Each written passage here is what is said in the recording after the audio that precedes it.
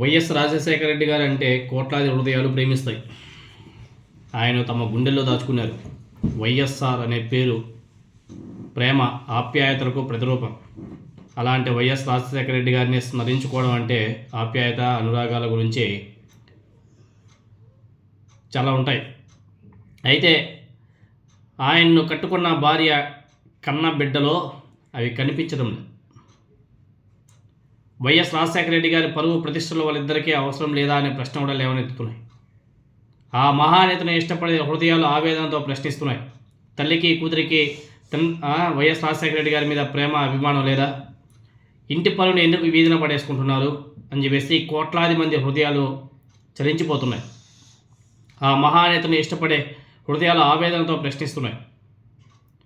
వైఎస్ఆర్ బిడ్డ లేకుంటే జగన్మోహన్ రెడ్డి గారు అదేవిధంగా షర్మిల మధ్య ఆస్తి తగాదాలు చివరికి వీధికెక్కాయి.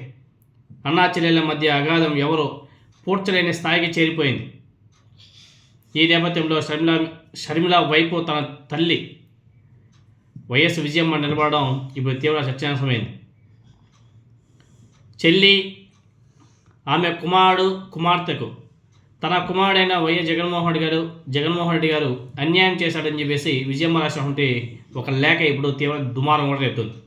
సరిపోని ఆ లేఖ ఏ విధంగా బయట వచ్చిందంటే తెలుగుదేశం పార్టీ సోషల్ మీడియా ద్వారా బయట వచ్చింది. మరి తెలుగుదేశం పార్టీ సోషల్ మీడియాకు ఆ లేఖ ఎవరు ఇచ్చారు, ఎందుకు ఇచ్చారు? తెలుగుదేశం పార్టీతో కలిసి ప్రయాణం చేయాల్సిన అవసరం వైఎస్ విజయమ్మకి అదేవిధంగా షర్మిలకి ఏమొచ్చింది? ఏమైనా ఆశ తగాదాలు ఉంటే వాళ్ళు చూసుకోవాలా? కోర్టులు ఉన్నాయి, కోర్టులో కేసులు వేసుకోవాలా? కింది స్థాయి కోర్టు కాదు పై స్థాయి కోర్టుకి వెళ్ళాలా, పోరాటం చేయాలి. అంతేగాని ఇలా ఇంట్లో వ్యవహారాలన్నీ కూడా బయట పెట్టేసుకుని అది కూడా ప్రత్యర్థుల ద్వారా బయట పెట్టేసుకోవడం ఎంతవరకు సమంజసమో ఒకసారి తల్లి కూతురు ఇద్దరు కూడా ఆలోచన చేయవలసిన అవసరం కూడా ఉంది.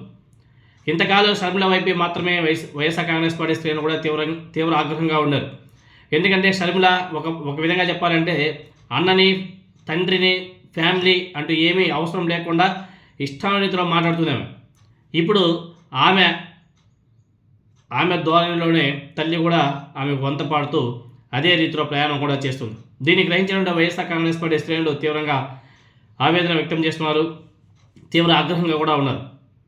ఎందుకంటే ఆ జాబితాలో ఇప్పుడు విజయమ్మ కూడా చేరడం ఇప్పుడు వైసీపీ శ్రేణులకు ఒకంత ఆగ్రహానికి కూడా గురి చేస్తుంది. అదేవిధంగా ఏపీ రాజకీయాల్లో వైఎస్ జగన్మోహన్ రెడ్డి గారు చాలా కీలకమైనటువంటి నాయకుడు. కూటమితో డి అంటే డి అనే ఆయన తలపడుతున్నాడు. పోయిన ఎన్నికల్లో ఓడిపోయాడు. పోయిన ఎన్నికల్లో ఓడిపోవడానికి కూడా కారణం తల్లి చెల్లె, ఇంకెవరో కాదు. ఎందుకంటే వీళ్ళు చేసినటువంటి అసత్య ప్రచారాలు, వీళ్ళు తెలుగుదేశం పార్టీతో కలిసి చేసినటువంటి కుట్రలు, ఈ షర్మిల అదేవిధంగా సునీత అదేవిధంగా విజయమ్మ వీళ్ళు ముగ్గురు ఆడినటువంటి నాటకాల్లో వైఎస్ జగన్మోహన్ రెడ్డి గారి మీద ఒక నెగిటివ్ ఇంపాక్ట్ పడి ఆనాడు ఓడిపోవడానికి కూడా కారణమయ్యారు. ఇంకా జగన్మోహన్ రెడ్డి గారిని తొక్కేసి ఇంకా పార్టీని నాశనం చేసి ఆయన జీవితాన్ని నాశనం చేసి వీళ్ళు ఏం సాధించాలనుకుంటున్నారో అర్థం కావడం.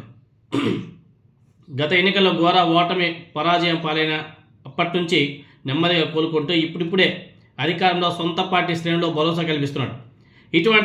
ఇటువంటి తరుణంలో కూడా మళ్ళీ తల్లి చెల్లి మరోసారి ఆస్తుల వివాదాన్ని మళ్ళీ బయటపెట్టేశారు.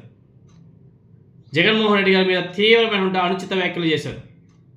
ఇందుకు సమాధానంగా వైసీపీ నాయకులు కూడా ఆమె మీద తీవ్రంగానే విరుచుకుపడుతున్నారు. వైఎస్ రాజశేఖర రెడ్డి గారిని అభిమానించే ప్రతి గుండె కూడా ప్రశ్నిస్తుంది. వైఎస్ రాజశేఖర రెడ్డి గారి ద్వారా లబ్ధి పొందినటువంటి ప్రతి ఒక్కరు కూడా షర్మిలని తన తల్లిని ఇద్దరు కూడా ప్రశ్నిస్తున్నారు.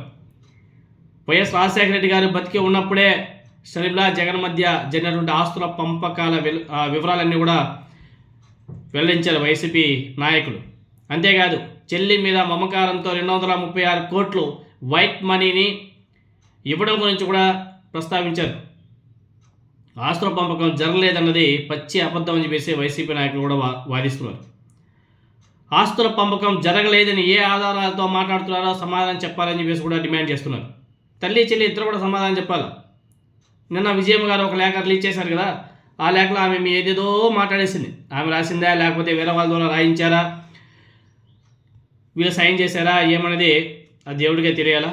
ఈ లేఖలో జగన్మోహన్ రెడ్డి గారి మీద నిందారోపణ చేయడానికి విజయమ్మ గారు ఏమాత్రం వెనుకాడకపోవడాన్ని మనందరం కూడా చూడొచ్చు. ఏ తల్లికైనా బిడ్డలంటే రెండు కళ్ళ లాంటి వారిని చెప్పేసి అంటారు. ఈమె కూడా అనేక సందర్భాల్లో మాట్లాడింది. అయితే వైఎస్ ఇంట కొంత ప్రత్యేకత ఉన్నట్లు విజయమ్మ లేఖతో చాలా స్పష్టంగా అర్థమైంది. షర్మిలకి వివాహమై అప్రాక్సిమేట్లీగా 30 సంవత్సరాలు అయింది కదా. కొన్ని నెలల క్రితమే కుమారుడు రాజారెడ్డికి పెళ్ళయింది కదా. ఇప్పుడు ఆస్తుల పంపకాలు ఏంటి? ఇప్పుడు ఆస్తుల పంపకాల గొడవ చాలా విచిత్రంగా అనిపిస్తుంది. అయితే 2009 వరకు ఆస్తుల పంపకాలే జరగలేదని చెప్పేసి విజయమ్మ లేఖలో పేర్కొంది కదా. మరి చాలా విచిత్రంగా అనిపించింది. కానీ అదే నిజమైతే బెంగళూరులోని యలహంకలో ఇల్లు కూడా షర్మిలకే దక్కుతుందని చెప్పేసి విజయమ్మ లేఖలో ఎలా పొందుపరిచింది? ఆస్తుల పంపకమే జరగలేదని చెప్పేసి విజయమ్మ అంటుంది నిజమైతే, ప్రత్యేకంగా యలహంకలో ఆస్తి కుమార్తెదని చెప్పేసి ఆమె ఎలా అంటుంది? అలాగే జగన్మోహన్ రెడ్డి గారి కంటే షర్మిలకు తక్కువ ఆస్తులు రాయించారని ఆమె అంటున్న మాటలతో సహేతుకమైనటువంటి వాదన ఎక్కడ కానీ అర్థం కాదు. ఈ నేపథ్యంలో వైఎస్ఆర్ కాంగ్రెస్ పార్టీ శ్రేణుల్లో కూడా షర్మిలతో పాటు విజయమ్మ మీద ఒక విధంగా చెప్పాలంటే విరక్తి కలుగుతుంది. ఇంతకాలం వైఎస్ రాజశేఖర రెడ్డి గారి సతీమణిగా, జగన్మోహన్ రెడ్డి గారికి తల్లిగా విజయమ్మను అభిమానించేవారు. అయితే తమ నాయకుడికి రాజకీయంగా తీవ్ర నష్టం కలిగించేలా కూతురుతో కలిసి తల్లి కూడా కుట్ర పంటున్నారనే అభిప్రాయానికి వైసీపీ నాయకులు కూడా, వైసీపీ శ్రేణులు కూడా వచ్చేశారు. ముఖ్యంగా చెప్పాలంటే వైఎస్ వివేక గారి హత్య కేసులో జగన్మోహన్ రెడ్డి గారి దంపతులను హంతకులుగా చిత్రీకరించడానికి, రాజకీయంగా దెబ్బతీయడానికి షర్మిల అదేవిధంగా సునీత ప్రయత్నించడం వైసీపీ శ్రేణుల్లో తీవ్ర ఆగ్రహం కూడా ఉన్నాయి. మరి ఆనాడు తల్లి ఏ విధంగా స్పందించింది? ఆనాడు తల్లిగారు ఏమైనా సరే ఇన్వాల్వ్మెంట్ అయ్యి అనవసరంగా మాట్లాడుతున్నామని చెప్పేసి ఖండించారా? లేదు. ఆ స్థాయికి దిగజారిన తర్వాత ఇప్పుడు ఆస్తుల పంపకంలో న్యాయాల చర్చకు స్థానం ఎక్కడ ఉంది? చట్ట ప్రకారం ఏది జరగాలో అదే జరుగుతుందని చెప్పేసి వైసీపీ నాయకులు కూడా మాట్లాడుతున్నారు. కోర్టులో నడుస్తున్నప్పుడు వీళ్ళు లెటర్లు రాసి ఇలా వీళ్ళ ఇజ్జత్ని ఖరాబ్ చేసుకోవడం అవసరమా అనేది కూడా చాలామంది ప్రశ్నిస్తున్నారు. అంతేగాని ఈ కుటుంబానికి దగ్గరగా ఉన్నటువంటి వాళ్ళకి మాత్రమే తెలిసినట్టు విజయమ్మ చెప్తున్నటువంటి నిజాలతో అబద్ధాలతో సమాజానికి ఏం సంబంధం ఉంది?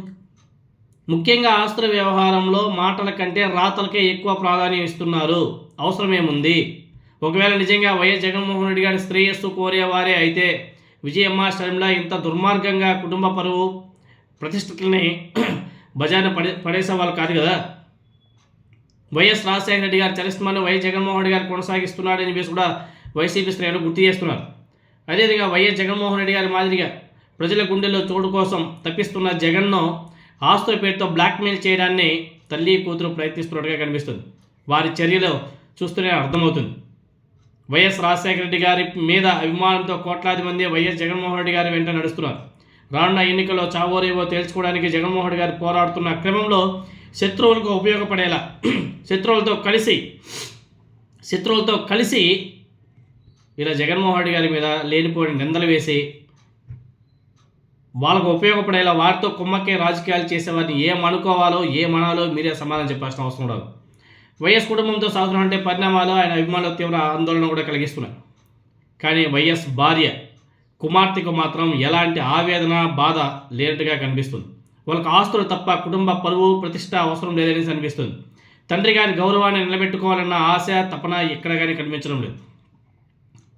నిజంగా చెప్పాలంటే వైఎస్ఆర్ గారి పరువు ప్రతిష్టలని కాపాడాలని భావించేవారు ఎవరైనా సరే ఇంటి గుట్లని ఎవరు కూడా వీధిన పడేసుకోరు.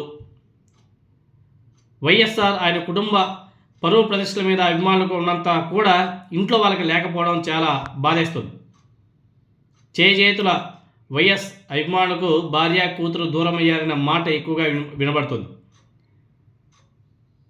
ఎందుకంటే ఆస్తుల్లో పంపకాలు జరగలేదని చెప్పేసి మాట్లాడుతారు. మరి ఆస్తుల పంపకాలు జరగలేనప్పుడు ఆనాడు జగన్మోహన్ రెడ్డి గారిని జైల్లో పెట్టారు కదా, ఈడీ ఆస్తులు కూడా అటాచ్ చేసింది కదా. మరి ఆనాడు వైఎస్ షర్మిలని ఎందుకు అరెస్ట్ చేయలేదు? ఓడి జగన్మోహన్ రెడ్డి గారి మీద ఎందుకు అరెస్ట్ చేశారు? ఓడి జగన్మోహన్ రెడ్డి గారి ఆస్తులు మాత్రమే ఎందుకు అటాచ్ చేశారు? ఒకవేళ ఆస్తులు పంపకాలు జరగకపోతే షర్మిల ఆస్తులు కూడా అటాచ్ చేసి ఉండాలి కదా, మరి ఎందుకు చేయలేదు? ఆల్రెడీ ఈ వ్యవహారాన్ని కూడా ఈ ఆస్తులకు సంబంధించి ఆల్రెడీ కోర్టులో కేసు నడుస్తుంది.